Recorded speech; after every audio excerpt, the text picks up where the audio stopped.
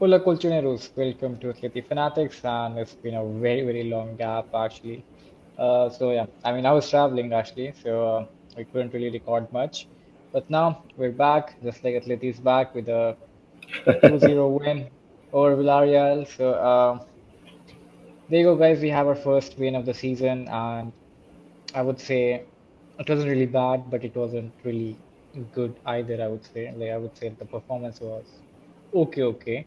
It's not something that I can be excited about, but yeah, the good thing is we have 3 points, we have a clean sheet. That's the good thing. A lot of positives to take, obviously, and negatives to take as well. And then obviously, like if we got a win, like we got injuries, so yeah, some hmm way we have again we're struggling only. Uh, Saint Kicks, your initial thoughts on the match. How do you feel with the 2-0 win? It's a shame we couldn't do the preview, but I felt like this is one of those games that we kind of had to win, just to put a proper steam to to get us into proper to roles and everything. And I feel like when I saw the lineup, I was a little scared to be honest. But at the same time, I still wasn't scared enough to say, "Oh, we're gonna lose." I just felt like this is a strange lineup, but well, Simeone has it. Um, so this is one of those games that if you're not an Atletico or Villarreal fan, you would immediately think, well, will Villarreal have a really good record against Atletico? The only momentum, Atletico is having a really bad set of games, whatever. Clearly, Villarreal will win this game.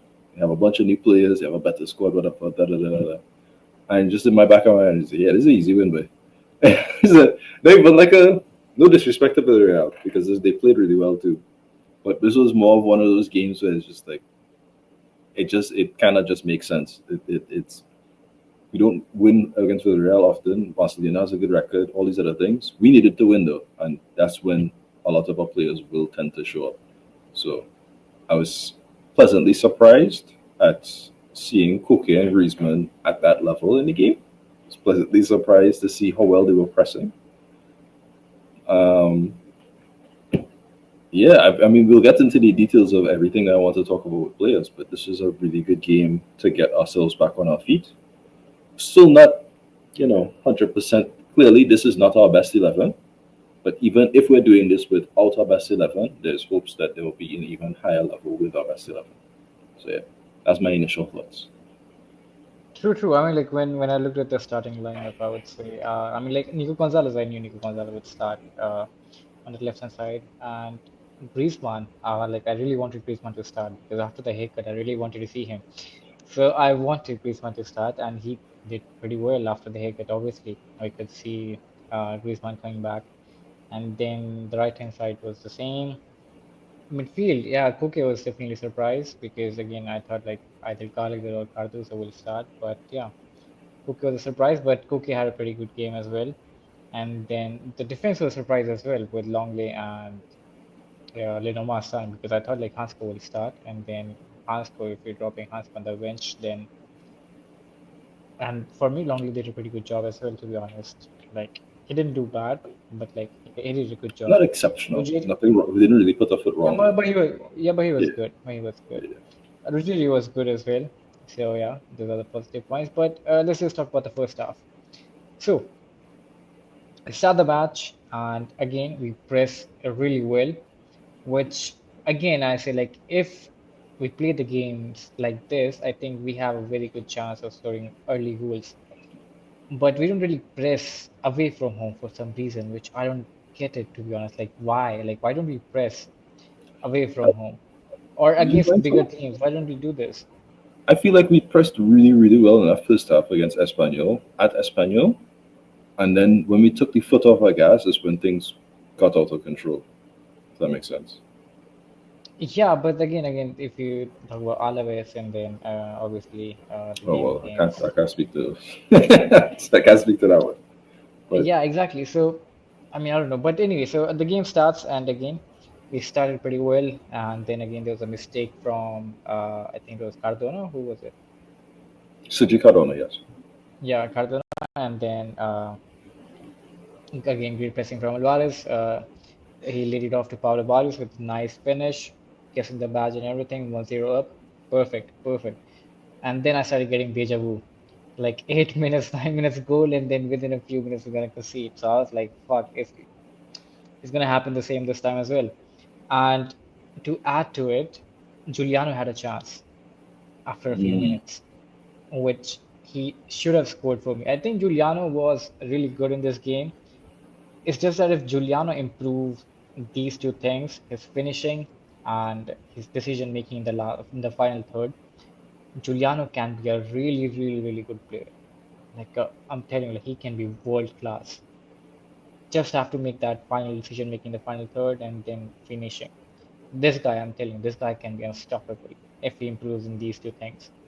And again, we had the chance, Julian had the chance to make it 2-0, and I think the game was over then and there only within first 15 minutes. We had the chance, that's it, buried. And then you look after that, like the game was slightly shifting to Villarreal's favor. They were starting to create more chances, and then obviously they had that moment where Pablo Barrios was intercepting the ball, and then mistakenly he put the ball in the way of Molero to go 1v1 with Jan Oblak, and he missed a chance. I thought that was a goal, 1-1. mm. I literally thought that's 1-1, and then he missed a chance. And then Molero had one more chance where he actually took Llorente. He dribbled past Llorente and then he shoot with his left, and then again that was off target. And then obviously that free kick from Nicolas Pepe. So Villarreal had three chances, three clear-cut chances where they could have scored. And on our bad day, that was I going mean, in. I don't know if a free kick counts as like a clear cut chance. That was just really good chance from Pepe. That was Pepe creating something. That's what I should say. Which one? No, well, Pepe's free kick now. Nicolas Pepe, yeah, fine, but like again, Alberto Molero has two Oh chances. well, yeah, That yeah. 1v1, Can't really stop one that. v one was yeah, 1v1 was again. Like any other striker would bury that. Yeah, imagine this chance against Mo Salah in the Champions League game, and this midweek or this chance, even You just have to say, well, rough. Salah probably scores that. So yeah. exactly, even Akiteke, or like you put any player in that position, they're scoring that goal. So yeah, I mean, like again, so we are still struggling with defense. I would say we're still not defending properly. I mean, for me, Villarreal deserved at least a goal in this match. They deserved a goal at least in this match because they had pretty good chances in this game.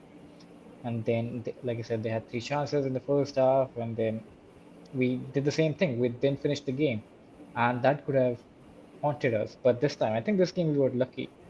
The rest of the games we were not lucky at all because the ball wasn't going in, and then the opposition was just scoring from anywhere. And this time, the opposition had very easy chances that didn't score. And so this was pretty lucky for us. The first half, I would say, but again, it was a great first half by Griezmann, great first half by Koke. Who then Julián Álvarez again, he was really good. Giuliano, except that miss, he was pretty good. Nico González was for me really, really good. He really impressed me on the left hand side. The way he was running, those those strides he had, up, down, up, down, up, down. He was covering really well for that defensive position as well. I remember this one like where he fell down for Nicolas Pepe. He before he even took a shot, he fell down and then he cleared the ball. So it was Yeah, good to see. It was good to see that commitment from Nico Gonzalez. It's just that the starting he had that very very bad cross where he actually shooted way before just at the start of the yeah. game. After that, like he was really, really good. For me, Nico Gonzalez should have been the man of the match for this one. But Who was anything man of the keeps match? I missed Pablo it. Barrios. Pablo Barrios was the man of the Nah, match. that makes sense though. So yeah, Think Kicks, your thoughts on the first half? Um, I had some differences like in terms of the lineup, right? I thought, well, because Nico is a new player, it probably makes more sense to default to what you already know in terms of Conor Gallagher on the left. It may not be ideal, but Conor Gallagher is still fairly decent at link up, and he's fairly good when it comes to going back on the left hand side itself and covering for fullback. So having him and Ruggieri on that left hand side, while not the ideal, is not necessarily Armada and Ruggieri Hanko kind of thing that we were having before, but it still should be good enough to do something. So to see Nico start was a surprise, but I guess Simeone saw something in the Marcelino team that I think we probably didn't anticipate, which is we got to see Koke and Barrios as a two-man midfield. I normally hate the two-man midfield for Atletico. We sit when Koke is playing because Koke usually can't cover enough ground. But what was happening was while Koke and Barrios were doing really well in pressing, you got to see Griezmann and Alvarez, instead of them really being out and out like they usually are. Usually is Griezmann will fall back and maybe Alvarez will stay a little further forward. They would drop as deep as possible, and you would have at times either Nico as the outlet, sometimes it'd be Barrios. It'd actually be Barrios as the outlet. Sometimes it'd be Griezmann. You have these moments where they're kind of interchanging. So those six players of Koke, Barrios, Nico, Griezmann, Giuliano, there's a lot of movement happening there. Koke and Barrios like to drop to help with the defense and help with the build-up, but more especially, you will see a lot of times Giuliano will fall back, Nico will fall back. Him less so out of the players I just mentioned because he probably doesn't have as much rhythm with the rest of the players. But we got to see some really nice motions, and I kind of understood what Simeone was doing around the 40th or so minute when I saw Nico making those runs, making those moments, and these other things. So I was a little surprised when they switched in the second half, but the first half, what we saw was effectively a lot of the similarities between the first half of the Espanyol game, but with different players. So instead of Almada, Baena, and Johnny and Gallagher actually, we got Koke, Barrios, Nico, and Griezmann. And that has a good connotation to me in the sense that the plan A, which is try to funnel the ball to Alvarez and press very heavy, is now transferable between multiple players throughout the team in a way that now, okay, so we don't need to scrap plan A if one or two players are injured. And that's a really good sign considering this is match week 4. And even though we had our best players, we still had problems. The problem with the Espanyol game was we were really good when we had our best players on. And as soon as we took it off, we went from a top 3, maybe top 2 team to a top 10 team like that, like instantly. And now we can say, okay, well, now it's not as easy as if we take off these players, it will just go to the wall. And we still haven't seen some of the likes of like Raspadori and these other things fully in the system, who I think would be better in a plan A system in comparison to the plan B, which is more so funnel to swallow. So I'm happy. I liked what we did. The left hand could use some work, but I did like what I saw. And any further things that I feel I'll explain a little bit later, maybe in the second half or otherwise. So yeah, how do you feel about the second half? Is what we should say. Next part, Dax. Yeah, I mean, before I start with the second half, I would say like Villarreal has two of our players, right? Like Santiago Moreno and Right. Renato Veiga, which again we were linked with heavily. Renato Veiga and Santiago Moreno. I We think for should have me, talked about that actually. Yeah. Yeah. So Santiago Moreno, for me, I would say he had a decent game. I would say not extraordinary. Just for the fact that he got literally bullied by Nico González, and then the second thing he was literally trying to kill our players. Uh, if we just gonna ignore that, but I think for me Santiago Moreno had a decent game. Uh, I mean, someone can say he had a horrible game, but for me, I would say it was a I decent game. mean, that's an It wasn't a good game. exaggeration. Yeah, it wasn't a good game, but yeah, Yeah. yeah. I mean, like he was supposed to be a future defender, so yeah, I can't really badmouth him that fast. Okay, so the next one is Renato Veiga. I mean, I wanted him at Atletico Madrid really, really bad. I move on. I'm moving on from him because like yeah, I would say like wow, like I didn't see that kind of player which I expected him to be. And if that the same player he would have played for us with the same he was doing for Villarreal, I mean, I wouldn't have accepted it to be honest. And for me, like I'm happy that we didn't I sign Renato Veiga. I think we If said he it was, when we signed Hanko. I was like, I'm happy that we signed Hanko. My only frustration was the fallback of Hanko is Longley, and Longley did good today. So I'm not too mad about that, but it's like more so the aspect of I still think what Vega can offer is adaptability. He can play left back, he can play left centre back, he can play DM. He has options He versus has options, yes, but again, the heights of the it player is not the depends. same as Hanko. That's I think we already said that. So we saw it today again, but it's more so But yeah, yeah. anyway, yeah, moving on to the second half. So now Julián Álvarez is taken off as a precaution, they said. It's still unclear if he would be available for the game against Liverpool. But it We seems have no no idea. serious injuries. Yes, but like it's still uncertain. I heard Yeah. the report from Marsa. Still uncertain that he'll be available against Liverpool. Right now, we're having some kind of an injury crisis, to be honest. Baina, Almada, if Julián Álvarez goes, I don't know. Lenoman, David Hansko. Unfortunately, he just came on for a few minutes, and Hmm. We still have Jimenez. We haven't seen Jimenez today.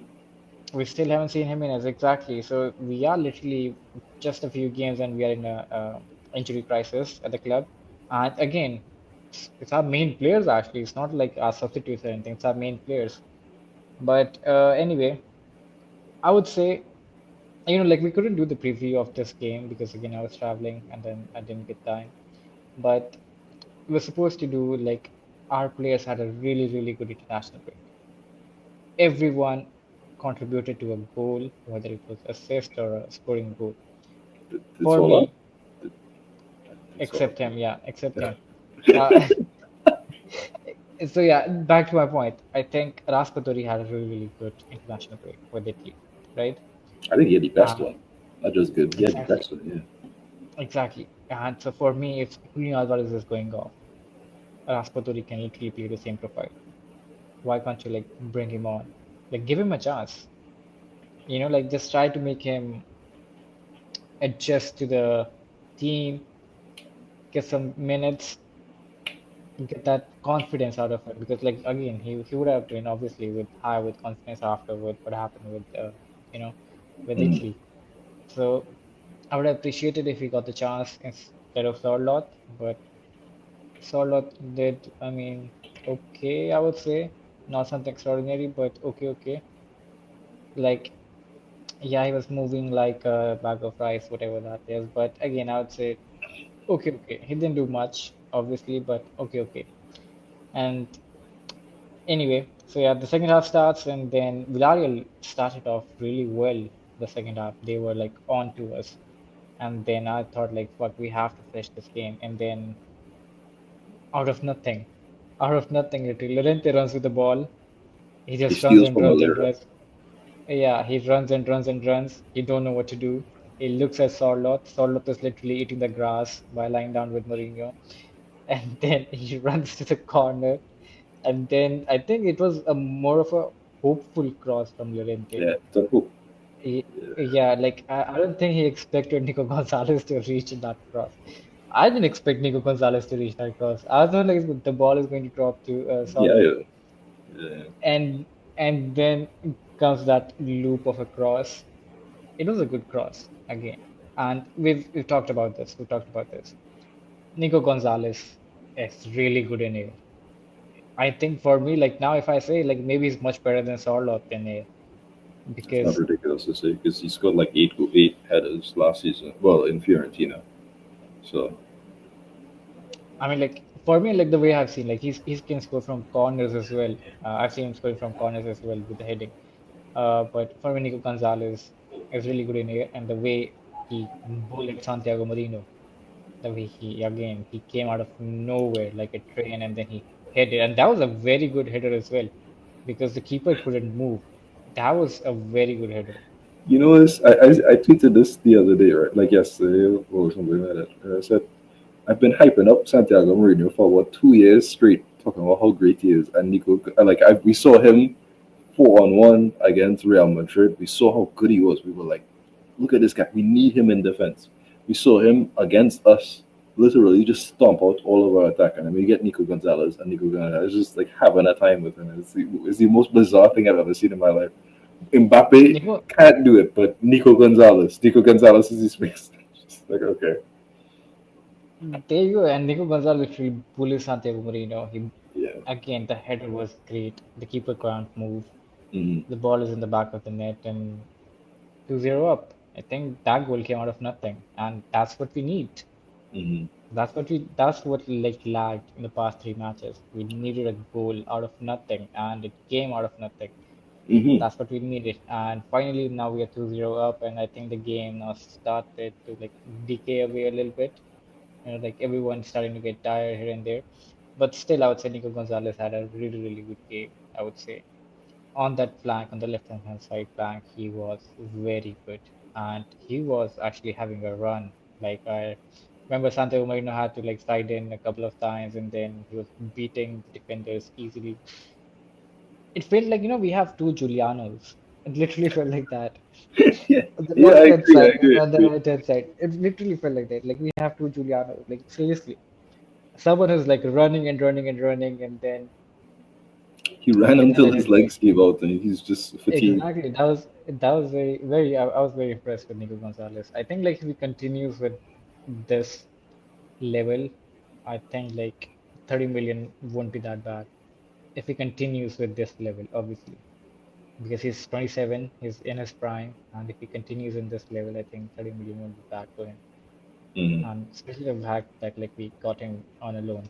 But anyway, Nico Gonzalez had a great game and then he got substituted. Gallagher came. Gallagher had again, I liked the way his attitude. He was pressing hard, he was running here and there. And then Ruggeri came off, maybe because of the yellow card or maybe because of the game against Liverpool. David Hansco came on. He was good. And then unfortunately, yeah, Santiago Moreno almost pushed his leg, which again, we don't know if Hansco would be available against Liverpool or not. Mm-hmm. But yeah, that's the scene. And then Santiago Marino tried to kill Gallagher as well. And Gallagher got angry, like, what the hell? And then, funny part was like he was trying to like hit the ball over Gallagher and like he clashed with the Villarreal player. He was a little too wild in the game itself. I think I'm not sure. He's done a really good job at fullback for Villarreal up until this game, I would say. But he's a centre back. He's very clearly is a centre back, and being a fullback is not his thing. You can't really control his aggression in a fullback role. And it didn't really look there, you know. So I mean, I can't really blame Marino as well on that one. I mean, like the ball was 50-50.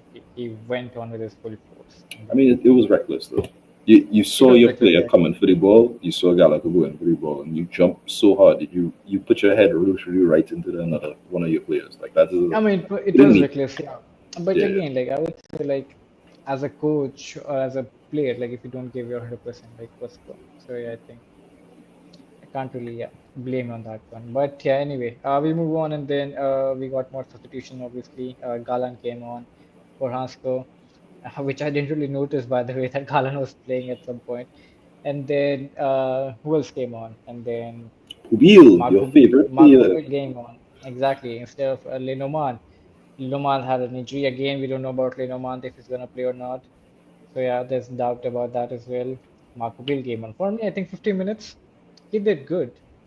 He did really good. Like I've been saying, guys, Marco Bill is a center back.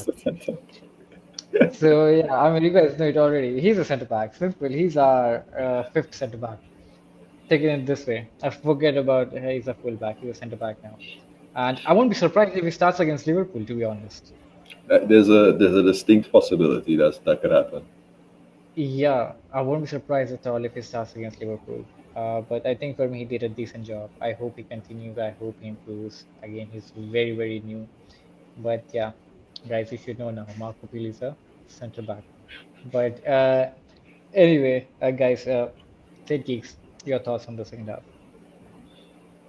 There was a lot, like despite the fact that I think the latter half of the second half was a little uneventful. Well, I guess in terms of goal scoring chances, there's a lot to talk about in the second half, which is very interesting to me. What do you call it? You had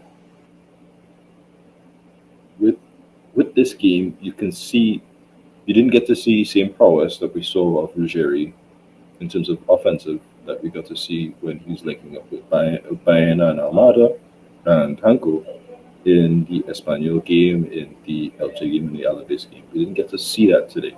But we got to see a much better defensive display today than we saw of the other games. Buchanan didn't really have a chance to play against him. Pepe a bit better, but I think even with when there That's was true. too much problems, I think he eventually Pepe started going a little further inwards to not deal with the potential one-on-one or two-on-one with him and Longley on that side. So you would end up with True. him trying to pass across and these other things. I mean, Ruggieri literally killed that right hand side. I mean, Buchanan was on fire. Like he had a hat trick. Nicolas Pepe Yeah, was on fire. These guys were on fire. And then Ruggieri and Longley, obviously, I'll give him the credit as well. yeah. They literally shut down that side. So that was really good. But yeah, So, yeah, sorry, so continue. yeah, in that same, and I agree. I think when it's not just the fact that Villarreal had a really good time. It's just the fact that the certain players that you expected or wanted to perform were not able to perform today. I think Buchanan is a little more limited than say Pepe is. Pepe's had a really good season thus far for Villarreal and had a good season last year with Villarreal. So, and he was a little harder to contain because when he started to struggle a little more on the wing, he started to come inside and created those chances. He had that chance where he passed to Malero and gave him the one-on-one. So, and that was in the first half. But I think not to stray too far away from the Atletico cause, but there's some questions I had with Villarreal's lineup. I think they were a little more they strayed from the they're not quite the Atletico partido thought process, which is you play for this game, you win this game, then you think about the next game. They were kind of looking at the Champions League game, and you saw that with the Partey and Parejo like midfield too. And while I think Parejo has had a fairly decent last season, he clearly showed last season as well that you need to have him with a younger player. And why would you not have Guy, Pap Guy, who was one of your best players, if not your best player last season, alongside Pepe? And then when you finally put on Guy, you took off Pepe in the second half. So now you just killed any real chance creation, which he was one of the more dangerous players for Villarreal. So I have a little confusions in terms of Marcelino's decisions for that. It benefited Atletico because all of the problems that we were having in terms of with Pepe.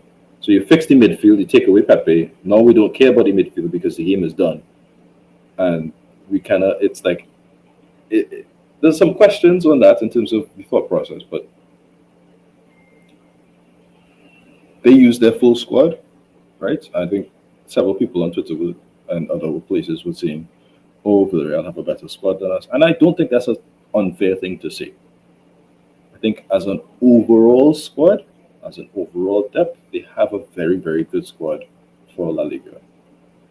I think Atletico still very much have a better 11. We have a lot more players who can change a game, if that makes sense. Like Malera is not there yet. I would say you're never really sure if he's injured or not, and even then, and even then. So we saw some of our targets today, like Mourinho, like Vega, who are clearly very talented, but not quite ready for Atletico. So maybe Simeone was right on his decision. Maybe they took their time, thought about it, and these other things. But on a wider note,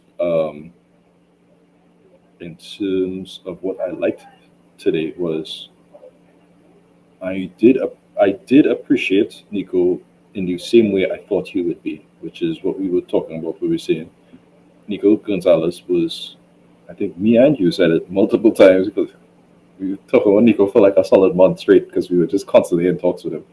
But we were saying what he really provides is that far post finish, which we kind of have lacked for maybe the better part of some years now. I think maybe Carrasco is the only person who really had a fast post finish for some time. And like I know Lino had a really good season, and even in the down season he had his moments, but like a proper it missed the striker.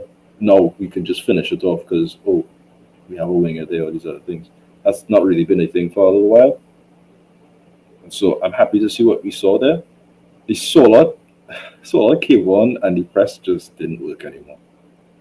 It just felt it just fell to pieces and we were just under pressure. It changed when Gallagher came on, but my word, I I don't want to be too harsh on Solar, but that was a little bit of a cardio session. I don't know what he was doing today. So It, I um, think Sorloth like really relies on delivery, right? Like if we can't deliver it to him, Sorloth is literally there for nothing. And then I think we only had one chance where Giuliano put in a cross, and then yeah, Sorloth couldn't do anything with it. I don't know. It was too hard, too slow, whatever that was.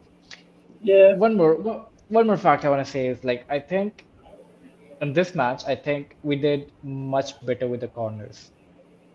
yes, I was gonna get to that actually. I think our set piece I mean, defense was set piece, yeah, set piece defense and offense as well. I mean, Longley scored the yes. goal. For me, that was a That goal. was That was what such a something I wanted to talk about. So I like think that was such a go stupid ahead. I thing to want to do hear what now. your thoughts are actually. Go ahead, quick. That's Good that's thoughts. that's a goal. That's a goal. Any day, that's a goal. I mean, like, can you imagine? Like, he pushed and then he stands and then he falls down in slow motion. Hmm. Like he's like I don't know. Like his PC is running at like I don't know whatever that we call. I forgot the term. You know that frame per second FPS or for Yeah, he's gaming. running at 15 frames. He's slow. He's slow. Exactly. It ain't working sensor. Exactly. So Longley pushes him. He just stands and then he falls down. Like he falls down like standing. It's not Hmm. like he pushed and then he falls down. It's such a bizarre manner to rule away a goal. For me, that was a goal. 100% that was a goal. And that was a very good header by Longley, by the way. Yeah, Very good header by Longley. I think the header is great, but I think the push was actually smarter to me because you know, it reminded me a lot of the Nations League final with the Spain Portugal game. Remember, Ronaldo slightly pushed Cucurella in the back, got some space, Good, and got a good point. good header. Good point. Good point.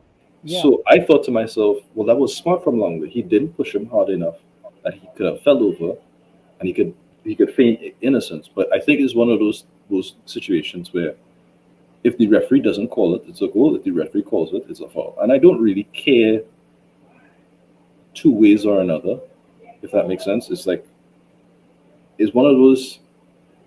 It's yes, technically it's a push. Yeah, technically, like I could easily see that being a goal, easily. But at the same time, if it's a push, it's a push. It's smart on Vega took a gamble there, because if he fell over and the referee said no, then you look dumb. You look really dumb because you instead of you taking the push and falling back in place and actually challenging the header, you've fallen over and allowed a free header and allowed a goal. Trust and believe.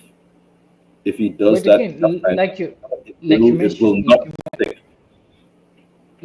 the same thing, Sinky. Like you mentioned, Ronaldo did the same thing to Correa in Spain versus Portugal. Cucurella couldn't react. He couldn't reach. The ball was coming. Ronaldo pushed him, and then he just couldn't tap in. If That Kukurea was a falls goal. over there, do you think the referee gives the foul? Yes or no? I don't think so. No. But there's a little element of doubt. I don't think so, but there's an element of doubt, and that's the part of that play was smart from Ronaldo, and I think again it was smart from Longley. So in the sense of I am, even though it's not a goal, I am happy that Longley did it because it shows we as a team are learning how to hurt teams in set pieces, both defensively in terms of actually controlling when we don't necessarily get a good cross and limiting their counter attacks, and also offensively where we almost scored a goal, but the referee didn't really agree. That's fine. That maybe I changes mean, how I feel about the Arsenal game, maybe a little further down the line, but we'll get to that when we get to that. For now, I'm this is it's something I've been talking about. We've been talking about for how many months now? Months, months, and so I'm ever really since we happy. started, This is one of the better games in terms of set piece defense. This is something I'm very proud of to see. So yeah, true, true. And even offense, I remember that Griezmann laying off the ball to Pablo Barrios. He shoots, and then Giuliano literally intercepted it. Then he fell down. But I would say it was a good game. Again, I would say, I mean, Villarreal was having a good time. They were literally looking very good. They were looking very solid with Buchanan, and then Nicolas Pepe. I think like selling some of their players, maybe that guy. I think I can't pronounce his name. Etta Young, something like Etta this. Young. Yeah, Yeah, I think like they shouldn't have been sold. I think that guy was looking very, very good. he's a And scary young player from the B team. I couldn't tell you why they would sell him, knowing that they kind of needed some firepower going forward. But they just signed true, Mikatata, so I guess true, they were and saying, well, between Ayoze and Mikatata, you probably can't get all of the game time, and so he decided to leave. Not wise by Villarreal. I think somebody who's as fast as he is, as good, he scored today actually. So you saw clearly there's a lot of talent. If you kept a player like them, you could. He maybe eventually he becomes a differential player for you, and maybe pushes you closer towards that top four solidification. But they sold him, so nothing to talk about there. But yeah, like, what else? What else did you feel about I about this game? Because I feel like I would say I was very impressed with the game because mm, again, like I said, like Villarreal was again a team who was flying. Like just look at the matches they had. mm, Okay, they had a draw against Celta Vigo. That was, but again, 5-0 against Girona, 2-0 against Oviedo, and then you they lost even it. defeated Arsenal. Yeah, they even defeated Arsenal in the preseason game. So they were looking very, very sharp. The team was looking very sharp. And to stop this high-flying team, I think again, it wasn't an easy game. It was a must-win game. I would say Atleti didn't play bad, but I would say Atleti didn't play exceptionally well as well. I agree. It was somewhere, it was somewhere in the middle. There are things which we should improve, especially defensively and offensively as well. And offensively, when I say that we need to take our chances because team will hurt us, so we have to take our chances. We just can't. Like we scored two today, right? But We scored two exactly, and again, we like saw in the just last three games when we didn't take our chances, we lost, and then we drew two games we really should have won. Today could have been our fourth win, but it's never that easy. It's never as simple as exactly, just and even like if you look today as well, I think like we didn't really create much. Like the first goal was a gift from the defender. The second goal came out of nothing. It was just a hopeful cross, you create your and own luck to then a degree, yeah? and To a then degree. there was this, yeah, and then I would say there was we just created like one clear chance, and that was the Giuliano Simeone one. That's it. Mm-hmm. So in terms of the game, I would say we didn't really create much, but Villarreal created much more chances than us, to be honest. They had the Much more one v clear one. cut chances to a degree, yeah. Yeah, they had the 1v1. Mulero had one more chance where he dribbled past Llorente, and then in the second half as well, they had much better chances than us. So I would say again, it was like I said, the performance was okay, okay, not really good, not really bad as well. But anyway, guys, let us know your thoughts. What do you guys think? How Atleti played and what could have been improved, like where there's the room for improvement. And are you happy with 2-0, or do you think Simeone again made some bad changes in the substitution? For me, like I think it was spot on the substitutions, but yeah, do let us know your opinions and Saint Cakes, anything you want to add before we finish?